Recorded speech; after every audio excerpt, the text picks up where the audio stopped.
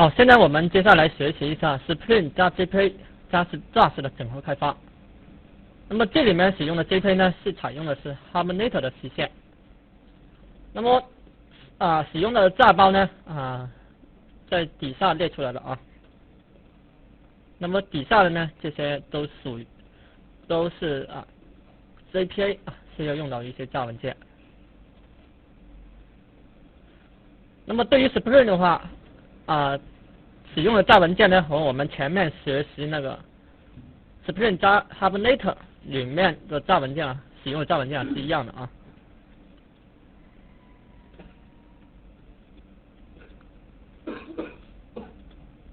那么 Spring 的炸文件呢就是这底下，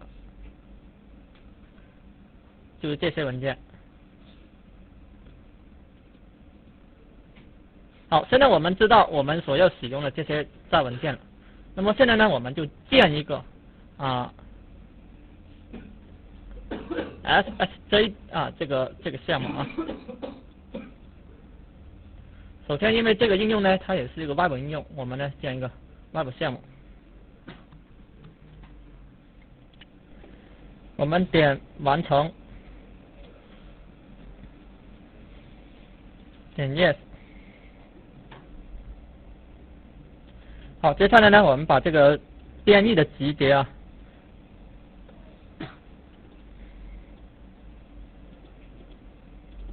把它改成 5.0 的。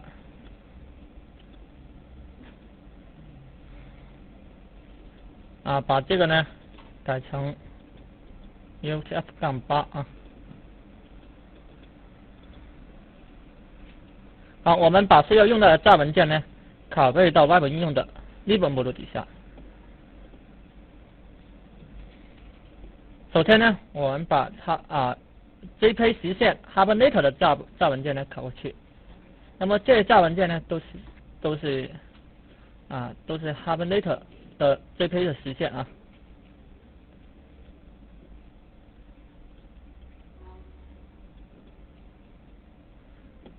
那么然后呢，我们再把 Spring 它要用的炸文件呢拷贝过来。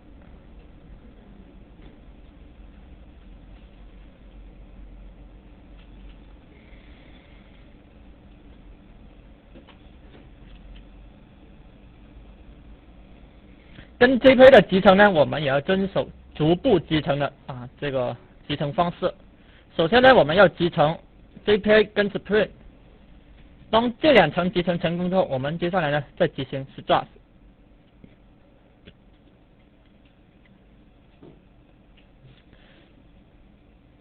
我们从之前的应用呢拷贝一个Spring 的配置模板过来。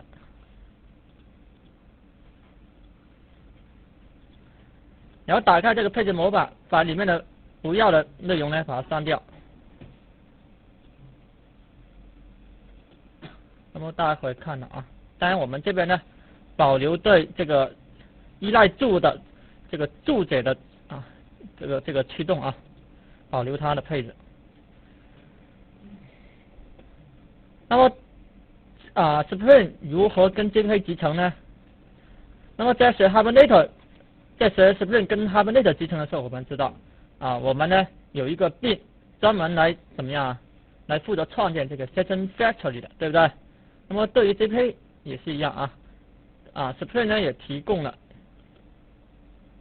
一个类，专门用于创建这个 Entity Manager Factory。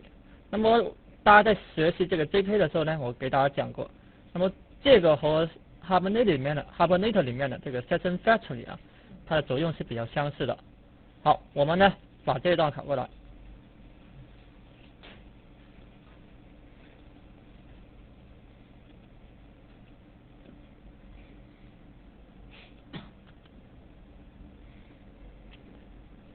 那么这里面呢用到了这个 Spring 的关于Session关于这个 Entity Manager Factory 的一个封装类那么这个类呢创建出来这个 Entity Manager， 然后呢这个 Entity Manager Factory 产生的这个 Entity Manager 对象呢，它就属于它就受这个Spring 容器所管理的。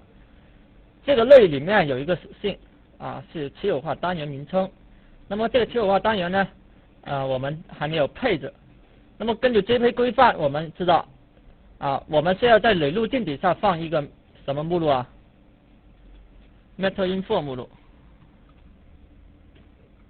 然后在 Metal Info 里面呢，放一个什么 persistence.xml 文件啊。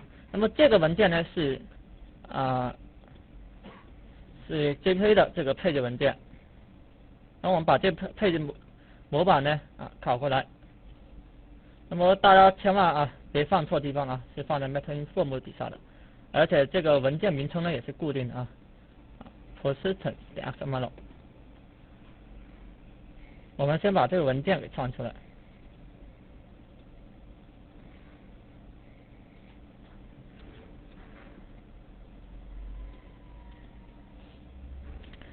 然后在这个文件里面呢，粘贴上我们这段代码。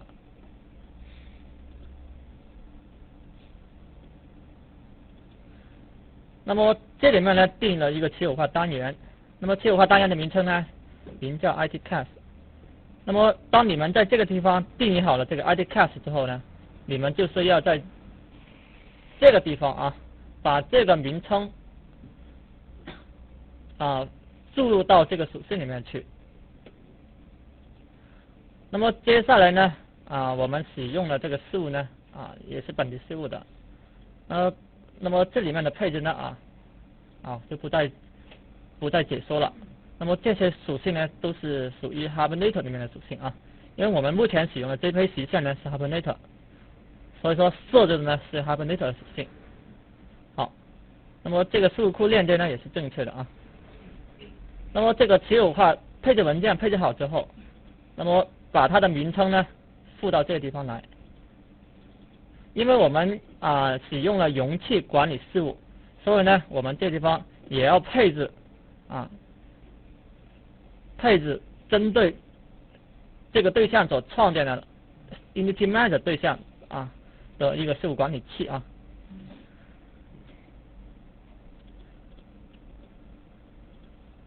我们把这个事务管理器也拷贝过来。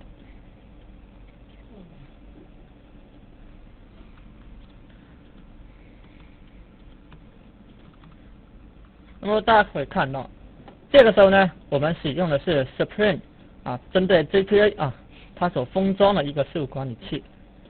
那么这个类里面有一个属性，那么这个属性呢指定我们要对哪个 Entity Manager 实施这个管理。那么这里面呢，把这个对象给它注进去。那么以后由这个对象创建的这个 Entity Manager 对象就可以受 Spring 容器管理了。那么 Spring 容器呢，可以自动的打开事务提交事务做这么一些处理工作那么这里面呢，我们采用的是什么采用的是注解的方式来配置这个事务，对不对？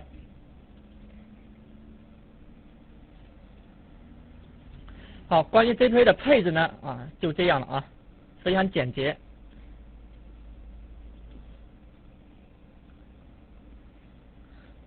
好，那么这个配置好之后呢，我们接下来要做些什么呢？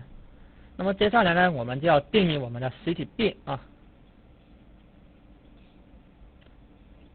那么这个实体病呢我们也采用 person。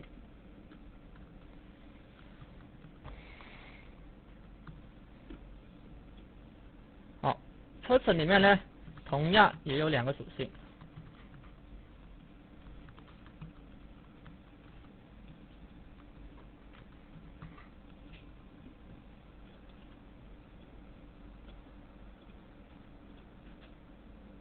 根据 JPA 规范，我们知道这个类呢，我们要加上一个什么标注？Entity。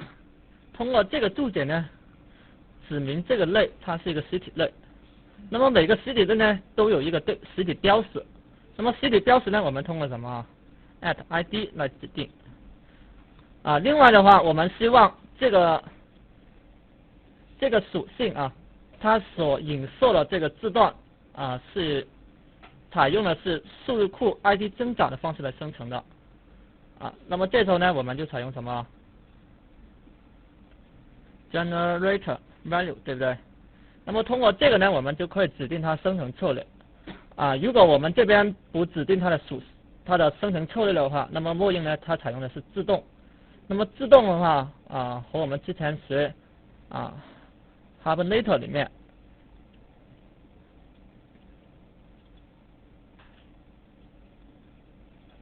的这个生成策略是比较相似的。那么它呢也可以根据这个数据库方言来决定这个组件值生成的方式。因为目前我们使用的方言是 MySQL 5这个方言，所以说它默认呢采用的是数据库 ID 增长的方式来生成这个组件值。好，那么接下来呢，我们再定义这个 name 属性那么这个 name 属性呢默认情况下它就跟 name 这个字段进行影射。那么我们通过 colon 呢可以指定这个所影射的这个字段它的长度，这边我们设成10。然后呢，我们通过这个属性来设定它是否允许为空。那么我们设为 false 呢，就代表它不允许为 null 好，那么这个 CDB 呢，我们已经定义完了。那么为了添加数据的方便呢，我们也定一个构造函数。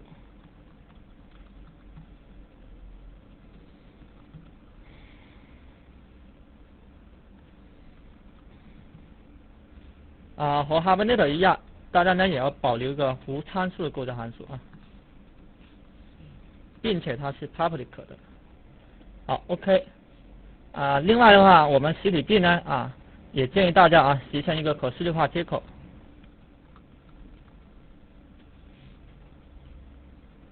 当然你不实现也可以这里面直接推荐大家实现。那么另外也建议大家怎么样重载这两个方法。那么重载这两个方法的时候呢，我们根据实体的标识也就是说标注了 ID 这个属性来判断两个对象是否相等。好，我们呢的实体并呢已经完成了。那么完成了实体并之后呢，我们在 Spring 里面我们该如何来对这个实体并进行操作呢？这时候呢，我们编写一个业务并，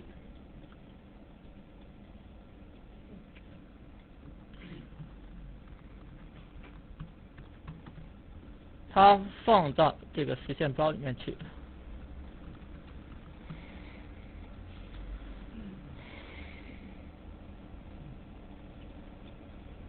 同样，它也有添加、更新、删除、查找这些功能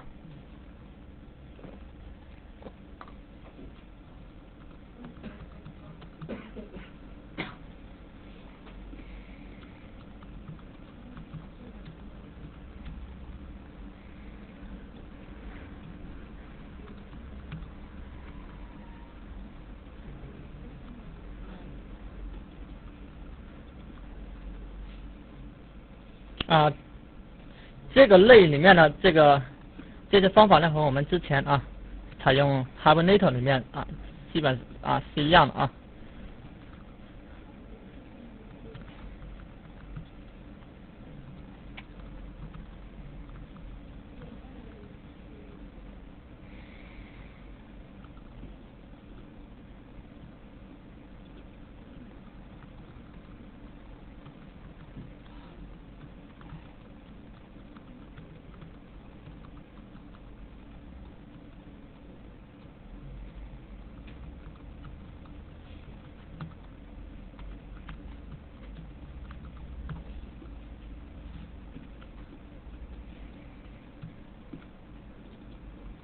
好，接下来呢，我们就写这些业务代码了。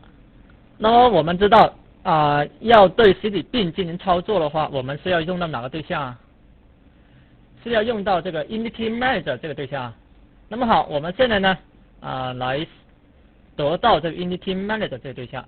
那么这时候大家要注意了我们呢使用了一个注解，这个注解呢实际上是由 JPA 这个规范所提供的。那么 Spring 呢对它也支持。这个呢，这个注解呢叫 persistence context 啊。那么它用来干嘛的呢？它用来注入 Entity Manager 这个对象。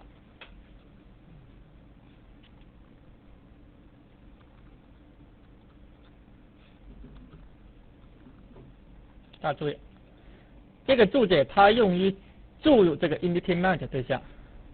那么 Spring 它内部是怎么样做的呢？Spring 呢，当解析到这个注解之后，那么它会从这个 Entity Manager Factory 里面呢，得到一个 Entity Manager 对象。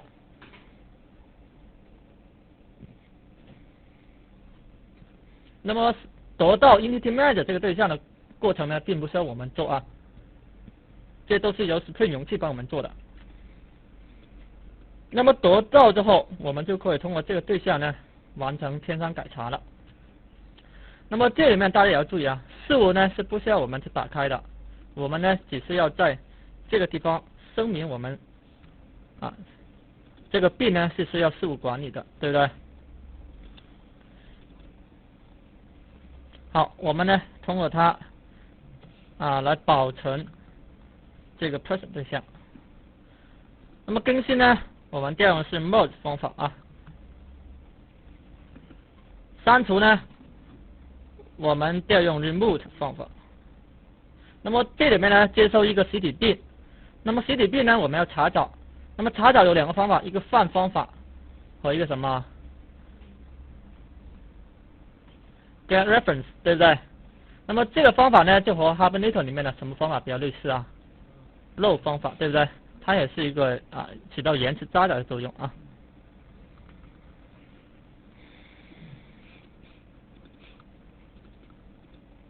好，删除它。那么接下来呢，我们再获取对象。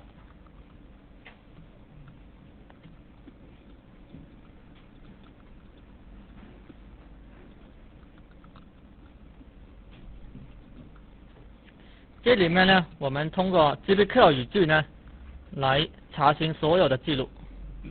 那么采用 GPQL 语句的，它的标准写法应该是这样写的啊。那么这个 O 呢是别名啊，查询所有的 person 对象。那么这是标准写法。好，我们呢查询一个列表出来，所以说 get result list 这个方法。那么这个方法返回呢就是一个 list， 我们直接把它返回出来就可以了。因为这里面的对象呢这里面的集合元素呢必然是 person， 所以我们这边呢终止警告加一个终止警告。好，我们呢目前这个类呢还没有实现接口我们抽取一个接口出来。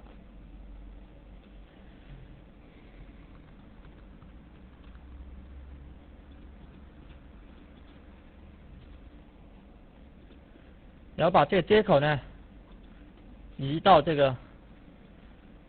这个实现包。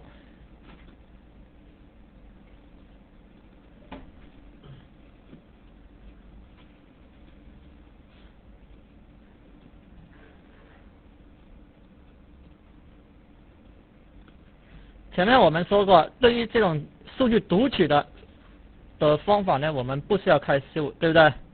我们在这地方呢通过这个 transaction 的这个注解呢，来指定不开事务。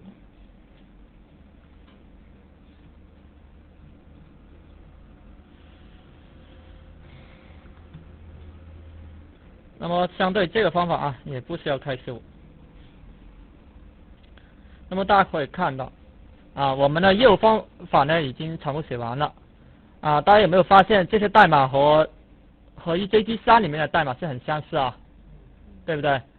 所以说你们以后要从 Spring 应用改成 EJB3 应用的话是非常容易的大家可以看到所以为什么建议大家以后在开发新项目的时候使用这个 JP 来做？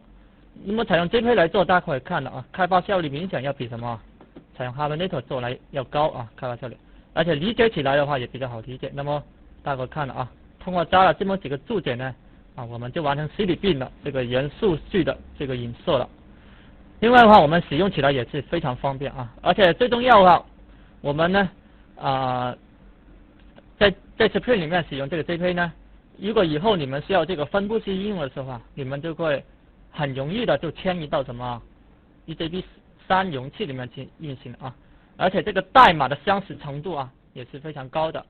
那么这里面的事物呢，我们可以换成 EJB3 里面的什么 transaction 啊，这个属性啊，这么一个注解啊。好，那么大家会看到啊。那么你们已经学完这个 EJB3 了，那么对这个代码呢应该是非常了解的啊。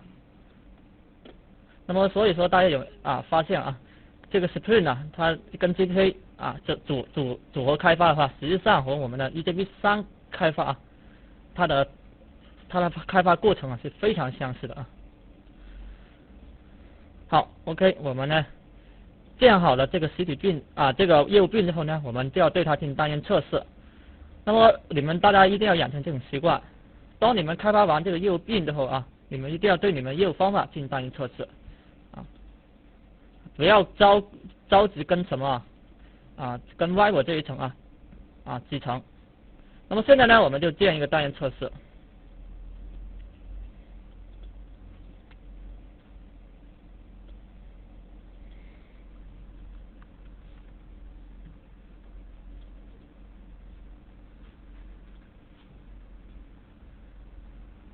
我们点下一步，对这里面的所有方法呢进行单元测试。好，我们点完成。好，这个时候呢，我们再实例化Spring容器。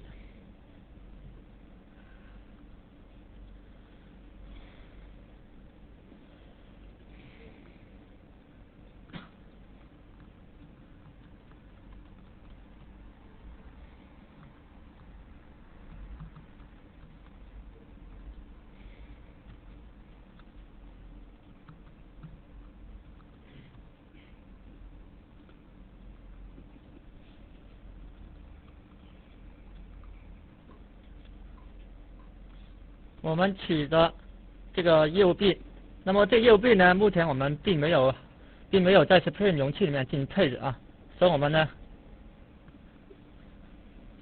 通过并来指定它。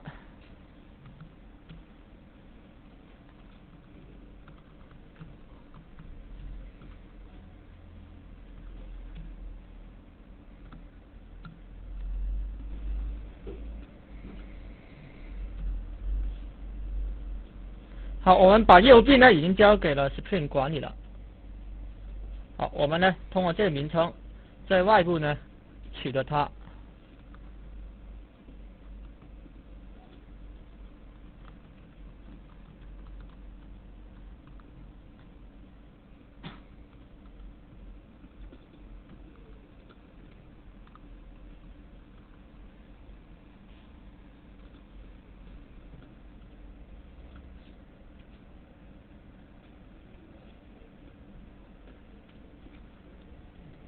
好，接下来我们就可以通过这个对象进行添删改查的操作了。首先保存。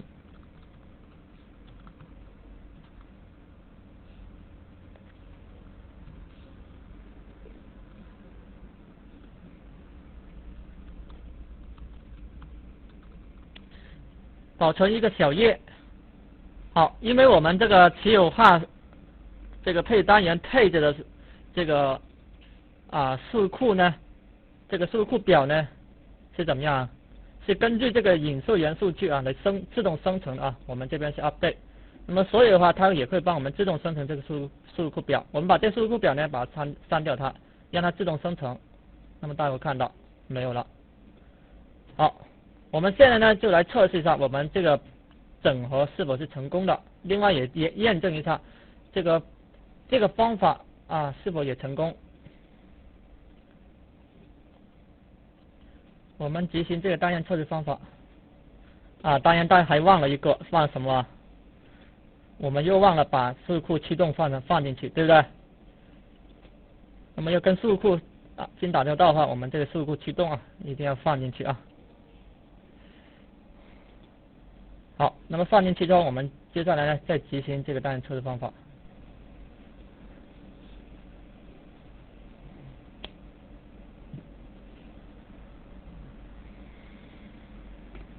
好，这个绿条对不对？啊，看见绿条啊，这个心情也好一些。好，我们呢就看一看这个表生成了没？生成了，对不对？那么生成了也就代表我们的这个表影射啊是成功的。那么接下来我们看看这个表里面啊是否存在刚才所插进的这条记录。好，小叶进去了，对不对？那么我们的这个 Spring 加 JPay 的整合呢啊就成功了啊。